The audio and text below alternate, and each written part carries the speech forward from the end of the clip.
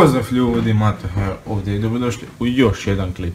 U ovom klipu znači, ćemo raditi testiranje mojeg računala, ali testirat ćemo znači, ovo moje računalo koje ja imam. Procesor je znači, star 10 godina, procesor je izašao ovaj Intel Core 2 Quad Q6600 kojega ja imam.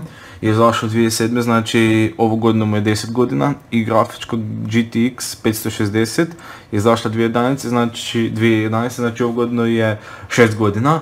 Da testiramo malo i da vidimo što su sposobni i procesor i grafička. Jer su to znači starije verzije, pogotovo procesor, ali je quad core. I da vidimo šta su oni sposobni. Znači radit ćemo dva testa. Cinebench, GPU i CPU test i Heaven Benchmark, GPU test of course. Pa možemo da počnemo. Znači ubrzat ću tamo gdje se testira, to ću sve ubrzati. Ovo ovako općenito ću staviti na ekranu. Znači prvo ćemo raditi CPU test. Znači idemo odmah sad i run. Možemo da počnemo pratiti.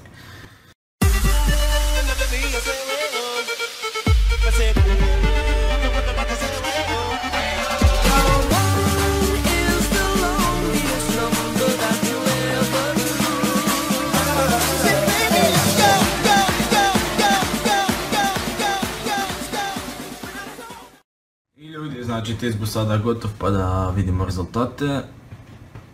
I gotovo. Znači moj procesor je dobio score, znači ocjenu 239. Moj procesor je čak bolji od Intel Core i5-3317U koji je dobio ocjenu 214, a moj je dobio 239, što je meni u redu. Stari 10 godina procesor, tako da možemo sad na OpenGL, znači run.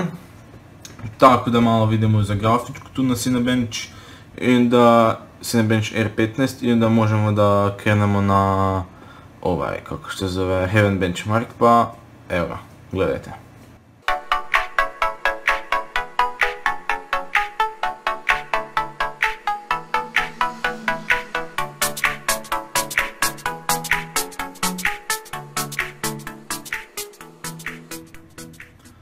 I znači sad bu test gotov i test je gotov, znači dobili smo 43,11 FPS-a i to sam znači na 6. na ljestvici.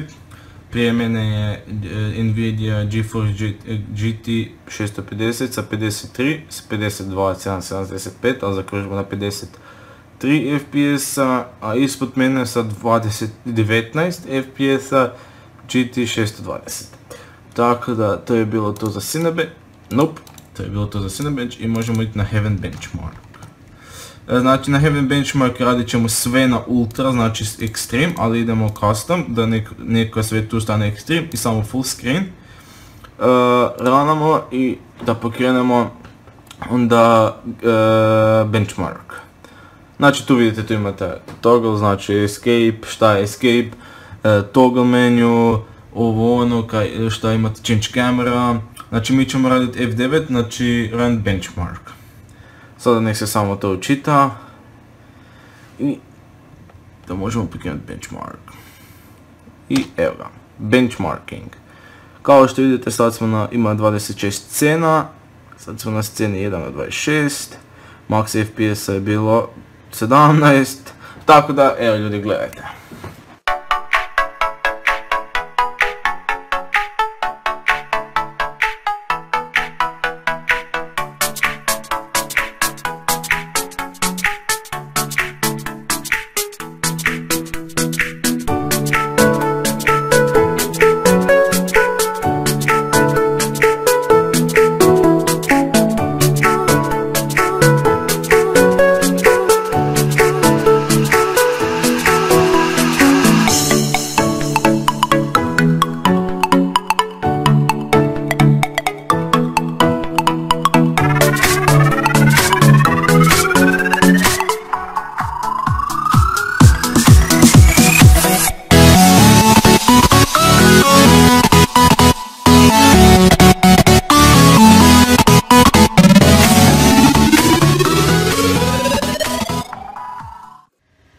I ljudi, evo ga, znači to je zadnja scena, pa da vidimo rezultate. Poslije to... Evo, to je zadnja scena sad. 2626.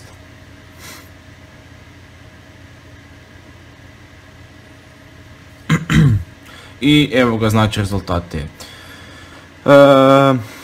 Znači CPU, kao što znate, to je znači stok 2,40 GHz, Q6600, GTX 560, DirectX 11, 1440x900, 8 puta anti-analyzing, full screen, custom, ultra extreme.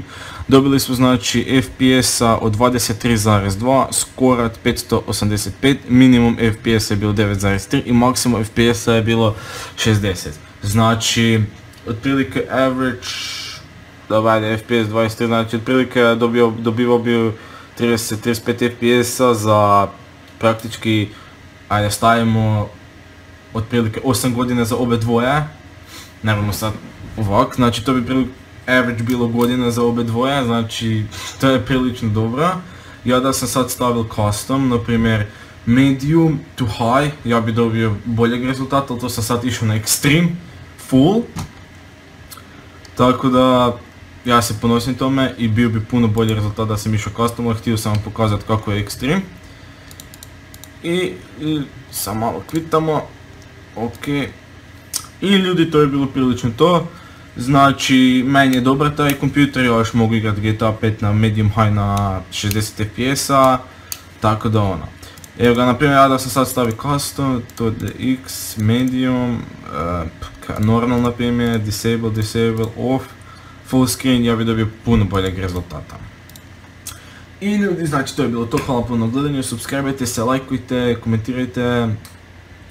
Napišite mi šta da iduće snimam. I dalje, to bi to bilo. To je prilično to bilo, vidimo se u sljedećem klipu i pozdrav svima!